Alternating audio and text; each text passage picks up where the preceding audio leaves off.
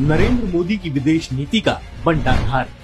जिस व्यक्ति को बरसों तक अमेरिका ने वीजा नहीं दिया, तो ऐसा अमेरिका ने कुछ सोच समझकर ही किया होगा। असल में नरेंद्र मोदी ने विदेश नीति को पिकनिक समझ लिया है कि प्लेन में जनता के पैसों से खरीदी हुई लग्जरी लेकर शोना बाबू बनकर बैठ जाओ और अंधभक्तों को 2 रुपए प्रति वीडियो देकर उस पर इमोशनल गाना लगवाकर उसे वायरल करवा दो। कुछ ऐसी ही कहानी है मोदी की 2 पैसे की फर्जी विदेश नीति की। कतर के चक्कर नरेंद्र मोदी ने कई बार लगाए हैं और मस्त फोटोबाजी की है, लेकिन अब कतर के साथ ड्रामेंद्र लोभी के रिश्तों की पोल खुलकर सामने आ गई है। कतर में 8 भारतीयों को फांसी की सजा हुई है और ये सजा वहाँ की अदालत ने उन्हें गल्फ नेशनल सीक्रेटिव प्रोग्राम की जासूसी करते हुए पाए जाने पर दी है, ऐसा मीडिया रिपोर्ट्स का कहना है। ये 8 भारतीय नौसेना के पूर्व कर्मचारी हैं, जो पिछले साल की अगस्त से ही जेल में बंद हैं।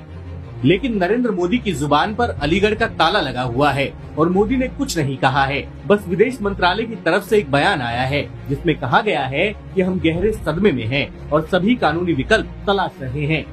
असल में सदमे में विदेश मंत्रालय नहीं बल्कि देश की आम जनता है, जिसको अब सिर्फ इस बात का अफसोस हो रहा है कि न जाने कौन सी मनहूस घड़ी में नरेंद्र मोदी को वोट देकर आ गए और जनता ने एक फर्जी 56 इंची को प्रधानमंत्री बना दिया, जिसका सिर्फ एक मकसद था कि बस जनता के पैसों पर मौज काटो, चाहे कोई मरे जिए, इस बात से कोई फर्क नहीं पड़ता।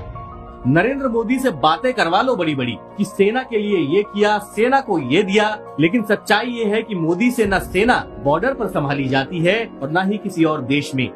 सेना और सैनिकों का सम्मान भला नरेंद्र मोदी सरकार कर भी कैसे सकती है। जिनके वंशजों ने अंग्रेजों को माफी के खत लिखे हों, उनसे ये उम्मीद करना कि उन्हें सुप्रीम सैक्रिफाइस का मतलब पता होगा, ये बात बेमानी ही है।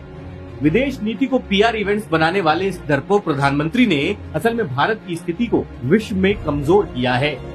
अब तो बस ईश्वर से यही प्रार्थना है कि नरेंद्र मोदी सरकार की बेवकूफियों की सजा इन वीर सैनिकों को न मिले और वो सुरक्षित अपने घर लौट सकें।